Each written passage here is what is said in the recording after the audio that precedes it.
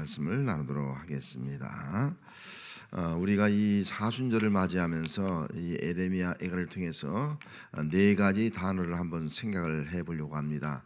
네 가지 단어는 첫째는 애통이죠. 단식입니다. 단식. 그다음에는 또 회개, 소망, 그다음에 국률, 하나님의 국률을 말한 기도, 네 가지 주제를 우리 사순절 기간에 좀 묵상하면서 기도했으면 좋겠다 하는 마음을 갖습니다. 먼저 슬픔의 노래입니다. 우리가 슬프는 거, 애통하는 거, 눈물을 흘리면서 우리가 탄식하는 것이 얼마나 귀한 것인가 하는 것을 먼저 생각을 해보고자 합니다. 먼저 일찍이 에레미야 애가란 말은 잘한 대로 슬픔의 노래예요. 탄식의 노래, 통곡의 노래, 그렇게 우리가 이해를 할 수가 있습니다. 지금도 예루살렘에 가면 통곡의 벽이지 않습니까? 그 통곡의 벽을 하면은 많은 그 유대인들이 이 통곡의 벽이 와서 예루살렘이 무너진 그 상황을 생각하면서 지금도 하나님의 말씀을 읽으면서 통곡하고 있어요. 통곡. 이 통곡이라는 것은 그만큼 하나님의 긍휼을 바라고 있는 그런 사랑의 행위라고도 볼 수가 있는 것입니다. 자, 통곡하면서 먼저 오늘 본문 1장 1절에서 3절까지만 같이 한번 읽습니다. 시작. 슬프다 이 성이여, 전에는 사람들이 많더니 이제는 어찌 그리 적막하게 앉았는고. 전에는 열국 중에 크던 자가 이제는 과부같이 되었고, 전에는 열방 중에 공주였던 자가 이제는 강제동을 하는 자가 되었도다. 밤에는 슬피오니 눈물이 밤에 흐름이여, 사랑하던 자들 중에서 그에게 위로한 자가 없고 친구들도 다 배반하여 원수들이 되었도다. 유다는 환난과 많은 고난 가운데 사로잡혀 갔도다. 여기까지만 있습니다. 정말 유다가 많은 환난과 고난 가운데 사로잡혀 간 거예요. 그래서 환난당한 유다를 생각하면서 또 고난당하고 있는 유다를 생각하면서 바벨론 포로로 잡혀간 유다를 생각하면서 지금 슬프다 이 성이요, 슬프다 이 성, 이 성은 예루살렘 성을 말씀해주고 있습니다. 슬프다 이 성이요. 그래서 멸망당한 황폐해진 예루살렘을 바라보면서 지금 눈물을 흘리고 있는 것을 볼 수가 있습니다. 그러면 읽은 말씀을 간단히 정리하면 전에는 사람들이 많았어요. 이 성의 예루살렘에 사람들이 뭐 우리나라 서울에는 수도권인 사람들이 많지 않습니까? 1,000만이 되는데, 그런데 지금은 그리 적막하다는 거예요. 이 적막이라는 건 외롭다는 거예요. 아무도 없어. 사람이 혼자 외롭다는 거예요. 이렇게 사람이 많았었는데 이제 외로운 그런 시대가 된 거예요. 적막한 사람들이 없는 그런 황량한 그런 예루살렘을 바라보면서 지금 탄식하면서 애통을 하고 있는, 슬퍼하고 있는 그런 모습을 볼 수가 있습니다. 또 이어서 말하기를 전에는 열국 중에 크던 자였는데 이제는 과부같이 되었고, 이 말씀의 의미는 과거에는 큰 자가 되었는데 지금은 버려진 자가 되었다는 거예요. 아무도 없는 거예요. 하나님 앞에 버려진 자가 되었다는 거예요. 버림받은 백성, 얼마나 불쌍합니까?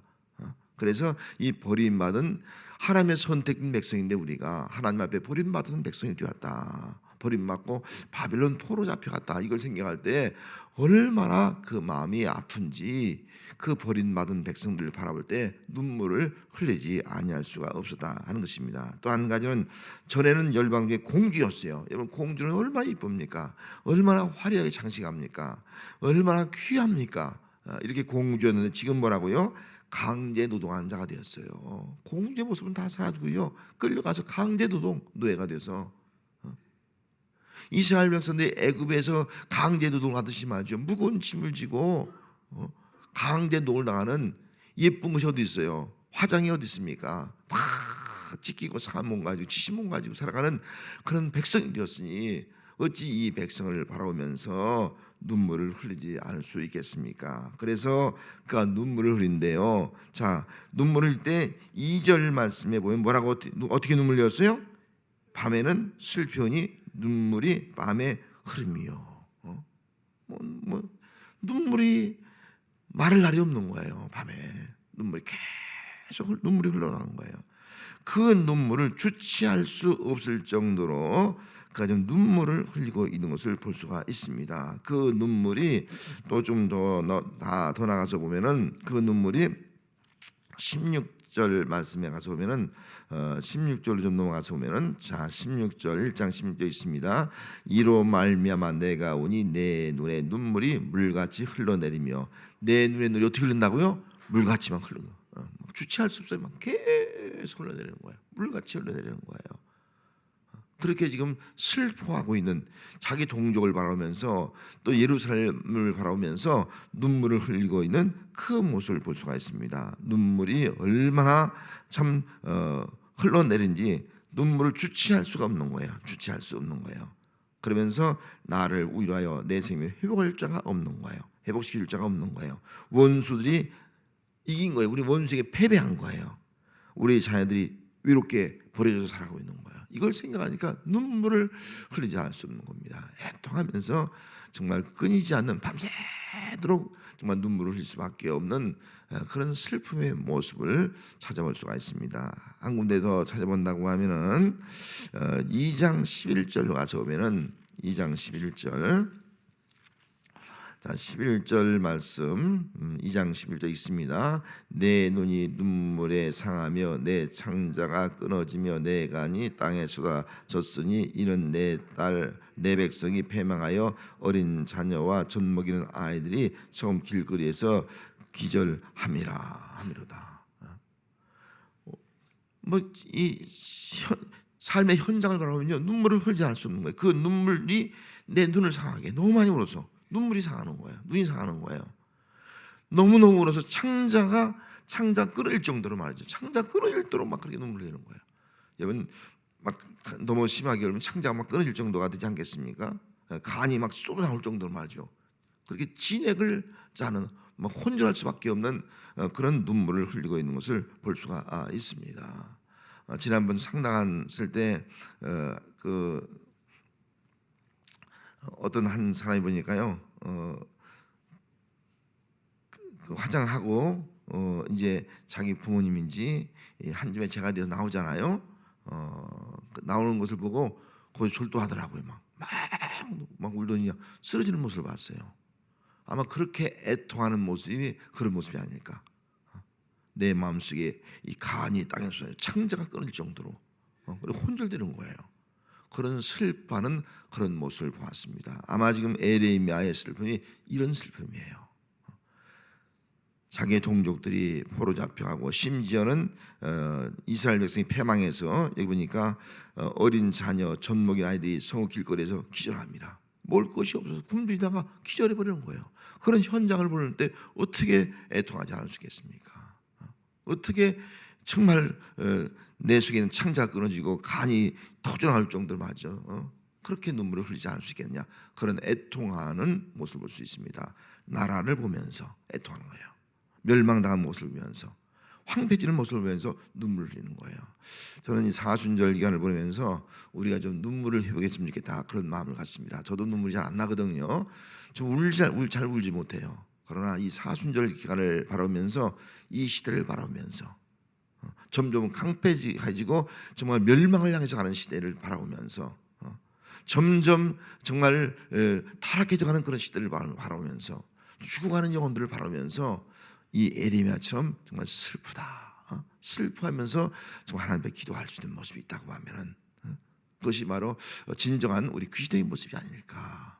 예수님도 예루살렘 멸망할 때 그 예루살렘을 보면서 눈물을 흘리지 않습니까? 정말 우리는 정말 멸망 가운데 가고 있는 이 시대를 바라보면서 또 이 나라와 민족을 바라보면서 우리가 조금이라도 눈물을 흘릴 수 있다고 하면 이것이 바로 사순절 기간을 지낸 우리가 하나님 사랑, 이웃 사랑, 정말 나라와 민족을 사랑하는 마음이 아닐까 하는 마음을 갖습니다. 그래서 사순절 기간을 지내면서 뭔가 내 나름대로 민족의 이 황폐해져가는 모습을 바라보면서 눈물을 흘릴 수 있는 그런 기간으로 우리가 살아가시기를 바랍니다. 자, 두 번째 모습은요. 눈물을 흘릴 때 눈물로 끝나지 않고요. 그 눈물이 변해서 회개가 된 거예요. 우리 회개. 그래서 우리는 눈물을 이 시대를 바라보면서 오늘 교회를 돌아가면서 눈물을 흘릴 뿐만 아니라 그 눈물을 넘어서 그 눈물이 회개가 되어야 된다 하는 겁니다. 그래서 이 예레미야도 지금 회개를 하고 있는 것을 알 수가 있어요. 자, 1장 8절로 가서 한번 보겠습니다. 1장 8절로 가서, 자, 1장 8절 읽습니다. 시작. 예루살렘이 크게 범죄함으로 조속거리가 되었으니 전에 그에게 영광을 돌리던 모든 사람이 그에게 보살을 보고 업신여기며 그런 탄식하며 물러가는도다. 그렇게 지금 하나님 앞에 회개를 하고 있는 거예요. 크게 범죄함으로 이 민족이 이방 사람에게 조소를 당하게 되었습니다. 자기의 죄악을 고백하는 거예요. 민족적 죄악을 고백하는 거예요. 그들이 범죄한 거예요. 우정자들부터 왕들부터 백성들까지 다 범죄 자리하는 거예요. 우상 숭배의 자리나고요, 불순종의 자리나고요. 이런 모습을 보면서 하나님 앞에 회개를 하고 있는 것입니다. 또 한 절 더 살펴본다고 하면은 1장 18절 말씀으로 넘어가서 1장 18절 말씀 읽습니다. 여호와는 의로우시다. 그러나 내가 그의 명령을 거역하였도다. 너희 모든 백성들아 내 말을 듣고 내 고통을 볼지어다. 나의 처녀들과 나의 청년들이 사로잡혀 갔도다. 지금 통곡하면서 내 처녀들과 나의 청년들이 다 젊은이들이 잡혀간 거 보러요. 쓸만한 애들이 잡혀간 거예요. 다니엘처럼 총노한 사람들이 잡혀간 거예요. 그 현실을 바라면서 하나님 앞에 왜 그렇게 되었습니까? 우리가 하나님 앞에 불순종한 거예요. 하나님의 명령을 거역한 거예요. 우리가 이렇게 된 것은 하나님의 명령, 말씀을 거역했기 때문에 이렇게 됐다 하는 것을 깨닫고요, 그가 지금 회개를 하고 있는 것을 볼 수가 있습니다. 여러분, 이 예레미야는 이 민족이 바벨론 포로로 잡혀가게 된 가장 큰 원인이 큰 죄악 때문에, 우리가 지은 죄악 때문에 그렇습니다. 또 한 가지는 말씀에 불순종했기 때문입니다. 말씀을 거역했기 때문입니다. 이걸 고백하면서 그가 지금 회개를 하고 있는 것을 볼 수가 있습니다. 오늘 우리가 이 시대를 바라보면서 눈물을 흘렸다고 하면 그 눈물 속에 회개를 해야 될 점이 있습니다. 나의 죄, 우리 가정의 죄, 민족의 죄를 회개해야 될 점이 있습니다. 그리고 죄 가운데 또 한 가지는 불순종입니다. 내가 하나님 앞에 불순종하지 않는가? 우리 가정이 지금 불순종하고 있지 않은가? 또 이 나라 민족이 하나님의 말씀을 거역하고 있지 않느냐? 말씀에 거역하기 때문에 이 이스라엘 백성들이 이렇게 패망의 길로 갔거든요. 죄와 거역, 말씀의 거역, 이 두 가지 때문에. 그래서 오늘 이 시대를 바라보면서 우리가 회개하면서 나의 죄를 회개하면서 정말 주의 거룩함을 이뤄나가고, 또 내가 말씀을 거역한 것을 회개하면서 정말 말씀에 순종할 수 있는 사람으로 우리가 회개하면서 기도한다고 하면은 이 사순절이 우리에게는 매우 뜻깊은, 정말 진정으로 회개를 통해서 새로워질 수 있는 그런 귀한 은혜가 임할 수 있는 그런 사순절이 될 줄로 믿습니다. 자, 그럼 우리 회개하면요, 회개하면 뭐가 생기는 거예요? 회개하니까요, 소망이 생기는 거예요. 소망이. 지금 절망 가운데 있거든요. 포로 다 잡혀갔거든요. 아무런 희망이 없는 거예요. 지금 그냥 슬퍼 탄식할 수밖에 없는 거예요. 그런데 회개하고 나니까요, 소망이 생겨요. 소망. 그래서 그 소망이 3장 말씀에 가서면 이렇게 기록되어 있어요.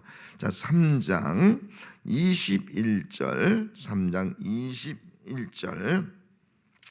자, 먼저 18절 말씀부터 있습니다. 시작. 스스로 이르기를 나의 심과 여호와에 대한 내 소망이 끊어졌다 하였다. 지금 내 소망이 다 끊어진 상태에 지금 아무런 소망이 없어요. 지금 바벨론 포로 잡혀가서 아무런 소망이 없는 거예요. 그런데 21절 말씀에 놀라운 말씀하고 있어요. 있습니다.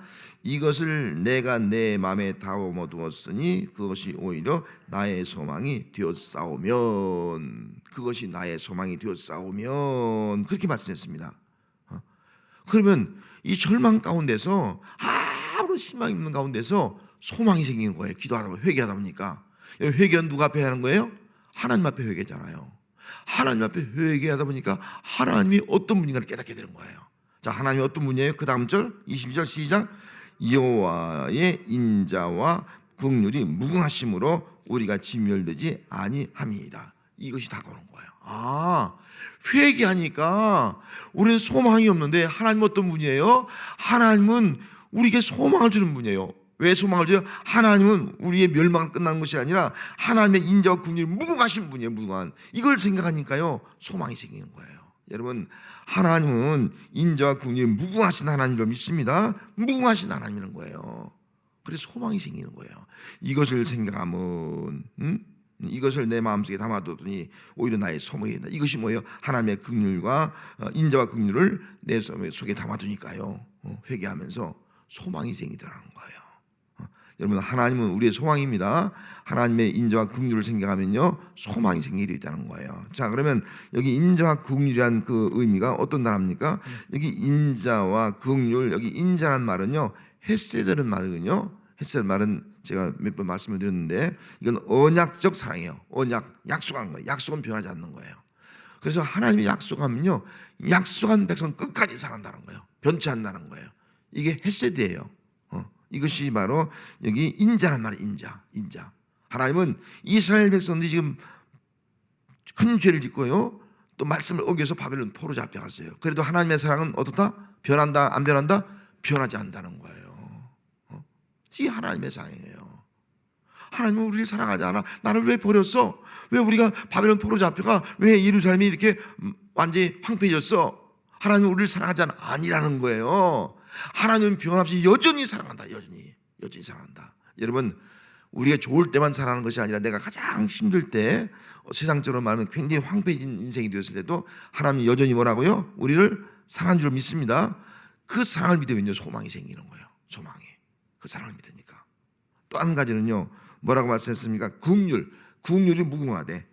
인자와 긍휼. 그럼 긍휼이란 단어는 무슨 의미냐? 이 긍휼이란 말은요 나음이란 단어인데 태아를 품고 있는 사랑이에요. 태아.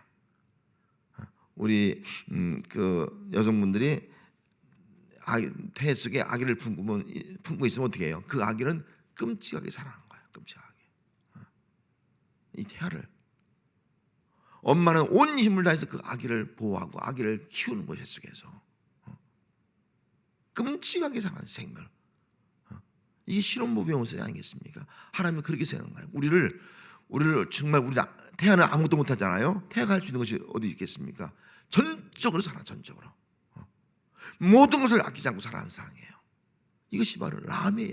람. 태 속에 있는 사랑, 아기를 사랑하는 사랑, 전폭적인 사랑, 모든 것을 다해서 돌보는 사랑. 이것이 바로 하나님의 사랑이다. 이것이 하나님의 인자와 이 긍휼이 막 내 마음속에 가득히 막 뜨거워지는 거예요. 그리고 막 소망이 걱정할 거 없구나. 하나님은 우리를 이렇게 버려두고 우리를 망하게 두는 분이 아니구나. 소망이 생기는 거예요. 여러분, 우리 인생은요 하나님의 이런 인자와 긍휼을 바라보면 소망이 생길 줄 믿습니다. 이 땅을 바라보면 소망이 없어요. 근데 이 땅이 아무리 소망이 없어도 하나님을 바라보면 소망이 생기게 되어 있는 거예요. 이것이 바로 우리 믿음인 거예요. 자, 그러면 소망이 생기니까 이 예레미야가 뭐라고 고백했는가를 한번 봅시다. 이것이 아침마다 새로운 거예요. 아침마다 새로우니까 날마다 막 이제 소망이 생겨서 힘차게 살아갈 수 있는 거예요. 그러면서 자 24절 말씀에 그가 이렇게 말하는 거예요. 내 심령이 이를 뭐라고요? 여호와는 나의 기업. 하나님 나의 기업이라는 거예요. 여러분, 기업이라는 말은요, 이 말의 의미는 기업은 원래 뭐랄까요? 기업이라는 단어는 소유라는 단어거든요. 하나님은 나의 소유. 이걸 다르게 말하면 하나님은 나의 전부라는 거예요. 하나님이. 하나님은 나의 모든 것이라는 거예요. 그 다른 걸 다 잃어도 뭐예요? 하나님은 나의 기업, 나의 전부라는 거예요. 하나님 나의 전부야. 하나님만 있으면 돼. 하나님만 있으면. 다른 것을 다 잃어도 하나님만 계시면 돼. 하나님 나의 소유야. 내 소유한 건 아무것도 없어. 재산 뭐 다 잃었어. 그래도 하나님 나의 소유야. 나의 전부야. 그러면 그 사람은요, 하나님이 소유니까 부족한 게 없잖아요. 뭐가 부족합니까? 하나님 다 채워줄 텐데, 다 회복시킬 텐데. 이것이 바로 소망이에요. 소망. 하나님은 나의 기업입니다. 하나님은 나의 전부입니다. 나의 모든 것입니다. 얼마나 멋진 고백이에요. 이 고백을 하게 되는 거예요. 이게 소망을 가진 사람의 고백이에요. 여러분, 하나님이 여러분들의 전부가 되시길 바랍니다. 할렐루야. 예? 나의 기업이에요. 나의 전부, 나의 모든 것. 얼마나 정말 믿음의 고백이겠습니까? 또 이어서 말합니다. 이어서 여기 보니까 25절 말씀에 뭐라고 말씀하고 있습니까? 25절 말씀에 기다리는 자에게나 구하는 영혼들에게 여호와는 어떤 분이라고요? 선하신 분이다. 하나님은 선하신 분이에요. 하나님은 국률과 또 그 인자와 긍휼이 많으신 무궁하신 하나님은요 선하신 하나님이에요. 반드시 하나님은 선을 준다는 반드시 선이란 말은 좋게 한다, 아름답게 한다. 반드시 이 황폐한 땅을 좋게 만들고 아름답게 만든다는 거예요. 이 믿음을 갖는 거예요. 소망을 가지니까요 이제는 막 힘이 생겨요. 하나님 어떤 분이냐? 하나님은 다시 우리의 삶을 선하게 만드신다. 이 황폐된 땅을 다시 아름답게 만드신다. 이게 생각하니까요 가슴이 벅차오르는 거예요. 이게 소망이에요, 소망. 여러분, 하나님은 우리가 힘들지라도 그 힘든 가운데서도 하나님께 소망을 두면 그 하나님은 우리를 아름답게 하시는 하나님을 믿습니다. 우리를 더 잘되게 하시는 하나님을 믿습니다. 우리를 더 좋은 자리를 이끌어 가시는 하나님의 역사인 줄 믿습니다. 이게 하나님이라는 거예요. 그래서 이스라엘 백성들이 바벨론 포로 가지만 포로 끝난 것이 아니라는 거예요. 그걸 통해서 다시 예루살렘을 회복하고요 더 좋은 하나님의 모습 백성으로 살아갈 수 있도록 하나님이 이끌어 가신다는 그 믿음을 가지고 그들이 기다릴 수 있는 그런 사람이 될 수가 있게 되는 겁니다. 그래 기다린 자에게 구하는 영혼들에게 하나님은 선하시다. 하나님은 선하시다 하는 거예요. 자, 이런 믿음이 있으니까요. 자, 26절 말씀에 뭐라고요? 사람이 여호와의 구원을 바라고 잠잠히 기다리면 좋다. 하나님이 구원을 바라고 잠잠히 기다려. 때가 되면 하나님 어떻게 한다는 거예요? 구원한다는 거예요. 하나님 때가 되면. 너무 두려워하지 말고 너무 걱정하지 말고 하나님께 소망을 두니까요. 하나님은 구원하시는 하나님, 건져내시는 하나님, 건져내시는 하나님. 하나님은 반드시 우리가 대적에 패배했던 다시 대적을 물리치고 승리케 하시는 하나님. 이 하나님에 대한 믿음이 있는 거예요. 그 기다리는 거예요. 하나님의 때를. 하나님의 때를 기다리니까요. 잠잠히 기다리니까 때가 되니까 하나님이 그 이스라엘 백성을 회복시키는 줄 믿습니다. 이게 소망이라는 거예요. 여러분, 소망은요 하나님이 우리의 소망인 줄 믿습니다. 하나님으로 말미암아 우리 소망 갖는 거예요. 이 땅으로 말미암아 소망을 다 잃었어도 우리는 하나님으로 말미암아 소망을 가질 수가 있다. 그 하나님은 인자와 긍휼 무궁 헤아릴 수 없어. 가늠할 수가 없어. 무궁 영원하신 그 하나님이에요.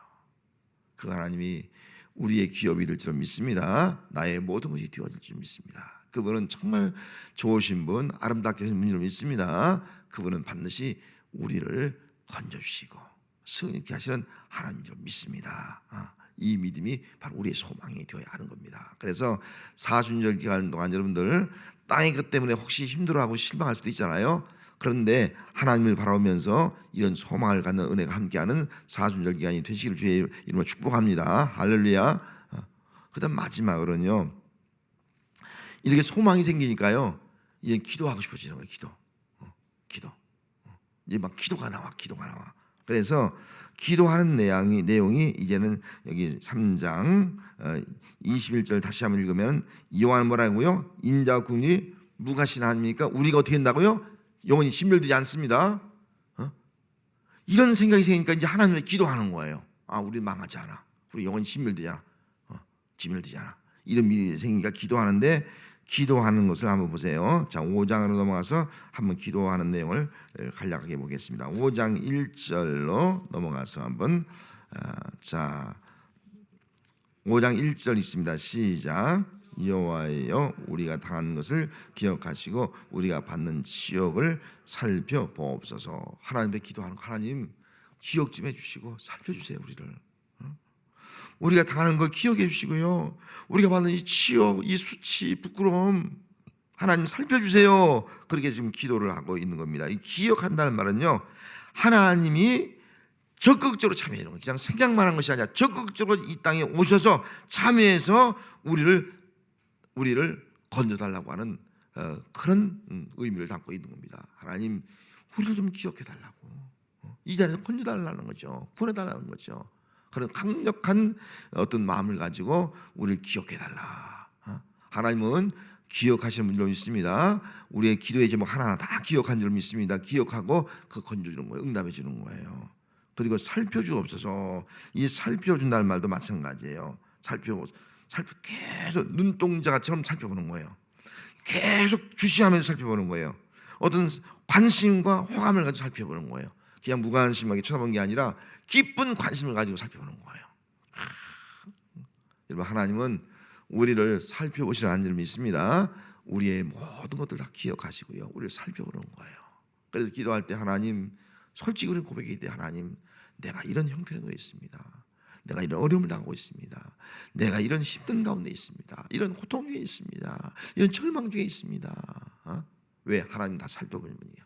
다 주목하시고 살펴보는, 우리를 똑바로 바라보면서 다 살펴보고 있는 분이니까 하나님 앞에 내어놓는 거, 이게 기도예요. 기도. 여러분, 하나님 앞에 이렇게 내 모든 것들을 기억하시고 살펴달라고 내 문제를 그대로 내어놓는 그런 기도를 하는 성도가 되시길 바랍니다. 그렇게 기도할 때에 하나님께서 우리 한 사람 한 사람 이렇게 관심을 가지시고 돌봐주시는 거예요. 살펴주시는 거예요. 그렇게 기도하고 난 다음에 이어서 또 한 가지 기도한 다음에 그 다음에 이제 21절로 한번 갑시다. 21절 한번 있습니다. 21절 있습니다. 시작. 여호와여, 우리를 주께로 돌이키소서. 그리하시면 우리가 주께로 돌아가겠사오니 우리의 날들을 다시 새롭게 하사 옛적 같게 하옵소서. 하나님 잘 우리 살펴보시고, 바벨론 포로된 백성 살펴주시고요, 또 예루살렘 황폐 다 살펴주시다가요, 때가 되면 뭐라고요? 우리를 주께로 돌이켜주세요. 돌이켜달라는 거예요. 누가 하는 거예요? 우리가 할 수 있는 것이 아니라 누가 한다는 거예요? 하나님이 하신다요. 하나님이 돌이켜주세요. 하나님께로 우리를 돌이켜주세요. 우리를 예루살렘으로 돌아갈 수 있게 해주세요. 하나님만이 하실 수 있다는, 하나님의 주권을 선포하는 거, 하나님이 하실 수 있습니다. 내가 할 수 있는 것도 아무것도 없습니다. 우리가 할 수 있는 것은 없습니다. 하나님 돌이켜주세요. 그러면 우리가 주께로 돌아가겠습니다. 주께로 돌아가겠습니다.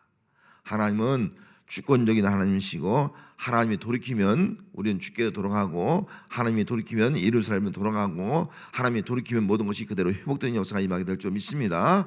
하나님 주권을 믿고 기도하는 거예요. 그럴 때에 뭐라고 말씀하고 있습니까? 우리의 날들이 다시 새롭게 하사, 다시 새롭게 하사 어떻게 된다고요? 옛적 같게 하옵소서. 다시 다 회복되어서요, 새롭게 해서요, 옛적 같이 해달라. 새롭게 해달라. 새롭게. 그래서 옛적처럼 새롭게 회복되게 해달라. 그렇게 기도하고 있지 않습니까? 기도하니까 하나님은 우리를 돌이키시고 하나님께 돌아가게 하고, 또 하나님은 우리의 삶을 다시 새롭게 하셔서 새로운 삶을 살아갈 수 있도록 하시는 분이다 하는 것을 여기서 말씀을 해주고 있습니다. 그래서 긍휼을 위한 기도, 하나님은 인자와 긍휼이 무궁하신 하나님이다, 이거 생각하니까 하나님 앞에, 하나님 우리를, 나를, 이 민족을, 우리 교회를 살펴주세요, 그렇게 기도하고, 하나님이 돌이키면 우리는 다 돌아갈 수가 있습니다. 하나님이 돌이키면 모든 것들이 다시 새롭게 회복될 수가 있습니다. 하나님 돌이켜주세요. 그리고 우리를 새롭게 하사 옛적 같게 하옵소서. 새롭게 회복시켜 주옵소서. 이렇게 기도할 때 새로운 하나님의 회복과 창조 역사가 우리 삶 가운데 나타나서 새로운 삶을, 바벨론 포로에서 건전받고 새로운 삶을 살아가는 역사가 나타나게 되는 줄로 믿습니다. 결론적으로 우리가 사순절 기한 지나면서 말씀을 듣는 대로 우리가 좀 네 가지를 기억했으면 좋겠어요. 먼저 지금 뭐라 했습니까? 애통. 우리 좀 애통하면서 기도하자. 나라 민족을 생각하면서 슬퍼하면서 좀 기도하자. 남편을 위해서, 자녀를 위해서 좀 눈물을 흘리면서 한번 기도해보자는 거죠. 두 번째는 뭐예요? 회개하자. 하나님, 우리가 범죄했습니다. 내가 말씀에 불순종했습니다. 회개하면서 기도하자는 거, 사실은. 그럴 때에 우리의 소망이 생기는 거예요. 그러면 세 번째는 우리가 기도하면서 뭘 갖자는 거예요? 소망을 갖자는 거예요. 이 땅을 바라보면 소망이 없어요. 근데 하나님을 바라보니까 소망이 생긴 거예요. 하나님은 인자와 긍휼이 정말 무궁한 분이요. 막 소망이 생기는 소망. 소망이 생기니까 우리의 고백이 이제는 하나님은 나의 전부입니다. 하나님은 정말 나의 삶을 아름답게 하시는 분입니다. 하나님은 우리를 정말 구원하고 승리하게 하시는 분입니다.